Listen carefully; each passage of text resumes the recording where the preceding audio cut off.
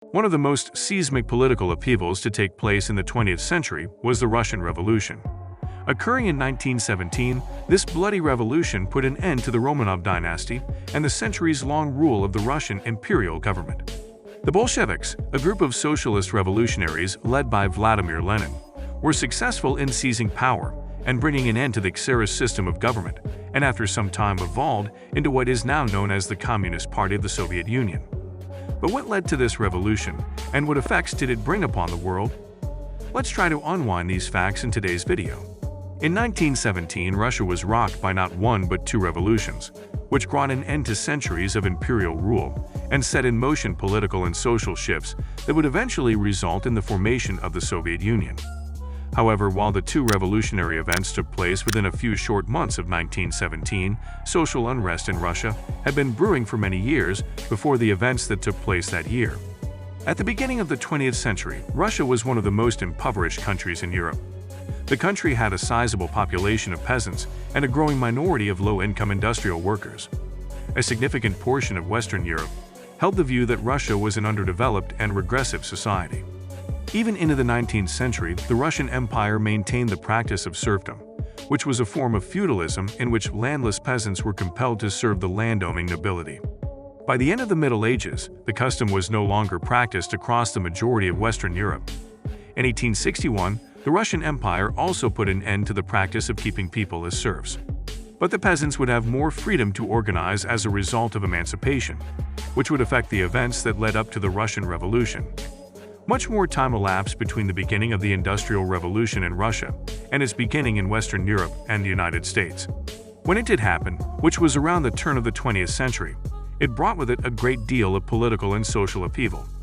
For instance, the population of major Russian cities like St. Petersburg and Moscow nearly doubled between the years 1890 and 1910, which led to overcrowding and deplorable living conditions for a new class of Russian industrial workers.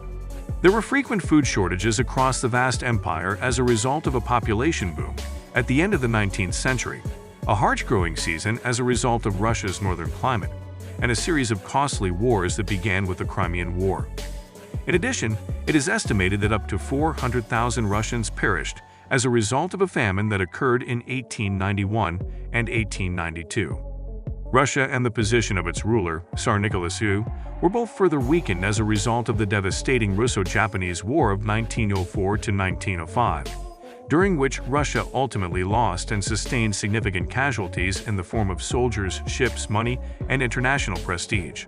When many educated Russians looked at the social and scientific progress that had been made in Western Europe and North America, they realized that the monarchical rule of the Tsars and the supporters of the Tsar and the aristocratic class were stifling growth in Russia.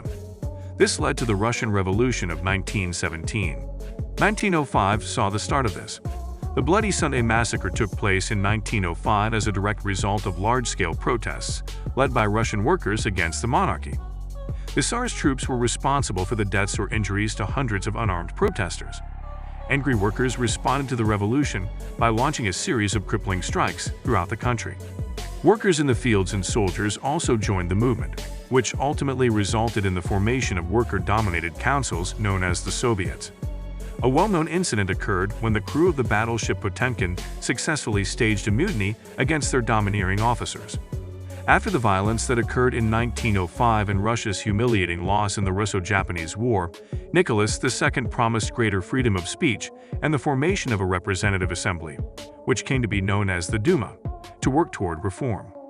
In August of 1914, Russia became a participant in World War I on the side of the Serbs, along with their allies the French and the British. However, their participation in the war would quickly prove to be extremely detrimental to the Russian Empire. Imperial Russia was no match militarily for industrialized Germany, and the number of casualties suffered by Russia in this war was greater than those suffered by any other nation in any previous conflict. As inflation rose, Russia struggled under the burden of severe food and fuel shortages. The already fragile economy was utterly thrown into disarray by the exorbitant cost of the war effort. In 1915, Tsar Nicholas moved his headquarters from the Russian capital of Petrograd, now known as St. Petersburg, to the front lines of the Russian army. At the same time, Terina Alexandra, a woman of German descent who was unpopular with the people, started dismissing elected officials while her husband, Nicholas was away. Her controversial advisor Grigory Rasputin increased his influence over the royal Romanov family as well as Russian politics. On December 30, 1916, Russian nobles who were eager to put an end to Rasputin's influence had him assassinated. By that time, the majority of Russians had given up their faith in the Tsar's ineffective leadership. Nicholas repeatedly dissolved the Duma, the toothless Russian parliament that had been established after the Revolution of 1905 in Russia, when it opposed his will. The government corruption was at an all-time high, and the Russian economy remained stagnant. Soon after, Russian moderates joined Russian radical elements in calling for the hapless Tsar to be removed from power. On March 8, 1917, the beginning of what would become known as the February Revolution took place. In order to voice their demand for bread, protesters took to the streets of Petrograd. The protesters engaged in violent clashes with police but refused to leave the streets. The army garrison in Petrograd received orders to put down the uprising on March 11, and its soldiers responded to the call. The regiments opened fire during some of the encounters, which resulted in the deaths of demonstrators. However, the protesters still remained in the streets, and the troops began to become unsteady. On March 12, the Duma decided to put together a provisional government. A few days later, Tsar Nicholas announced his intention to abdicate the throne, bringing an end to the Romanov dynasty's rule over Russia for centuries.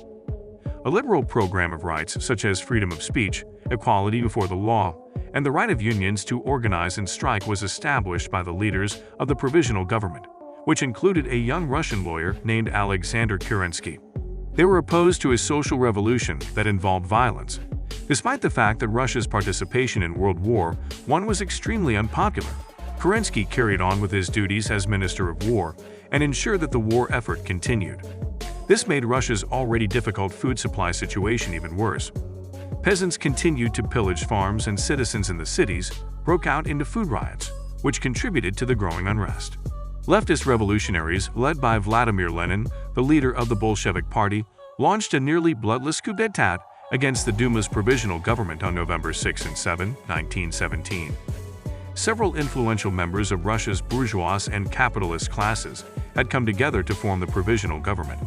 After occupying government buildings and other strategic locations in Petrograd, the Bolsheviks and their allies quickly formed a new government with Lenin as the head of the new administration. Lenin rose to power and became the dictator of the first communist state in the world.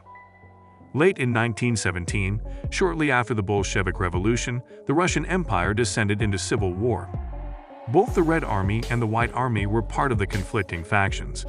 The cause of the Bolshevik government, led by Lenin, was defended by the Red Army, while the White Army was the name given to a large group of forces that included monarchists, capitalists, and democratic socialist supporters. The Bolsheviks were responsible for the deaths of the Romanov family on July 16, 1918. In 1923, the Russian Civil War came to an end when Lenin's Red Army declared victory and established the Soviet Union as a result of their victory. Following many years of political unrest and violence, the Russian Revolution paved the way for the rise of communism as a powerful political belief system around the world. It laid the groundwork for the rise of the Soviet Union as a world power that would go head-to-head with the United States of America during the Cold War. During this time, the United States and the Soviet Union engaged in fierce competition. This brings us to the end of this video. If you liked the video, please consider subscribing and sharing so we can keep bringing more content like this. Also, let us know your thoughts in the comments below. See you next time.